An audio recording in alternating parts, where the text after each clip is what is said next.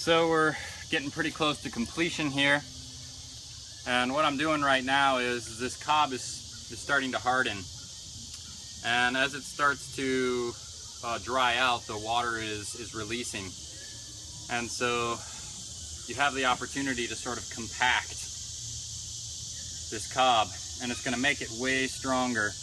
If before it's hard, if it's too hard and you press on it and it cracks, you'll weaken it.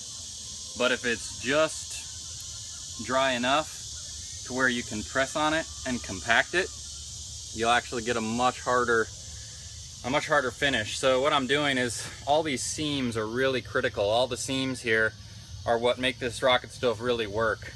If you don't have an airtight chamber, the rocket stove doesn't work. So all of these seams need to be really sealed. And so what I've done is I've put a pretty wet cob without any straw, without any rocks, as a seam, and now that it's getting pretty close to dry but not super dry, I'm just going and compacting in these seams so that the seams are real tight, airtight. Then once that dries, then I'm going to put in a bunch more cob, for insulating layers and also for aesthetics. So basically it's almost functional right now. The seams are all sealed. I'm going around, I'm just pressing in, I'm compacting. See, like right here, it's a little bit too wet still. If you press it, it just bulges out. So it needs to be a little drier than this, but not as dry as like this. This is just, it's hard.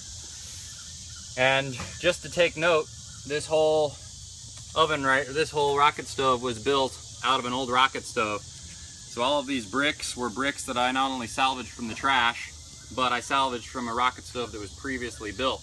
And all of this cob is just, this is hard stuff. You'll break your fist on it. It's like a rock. So this is all old cob that we broke down from this old rocket stove, and we just soaked it in 5-gallon buckets with water for a day, and then remixed it up and rebuilt this. So, again, this is a highly sustainable operation, cob in and of itself. And then also these rocket stoves are even more sustainable because we're preparing thousands, tens of thousands of meals every single year in our outdoor kitchen. And the only fuel that we're using is, again, trash saved, reclaimed fuel.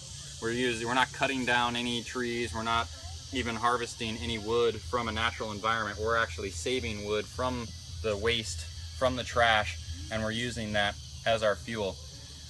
So it's just a little glimpse into the truly sustainable life that we are living. Bless.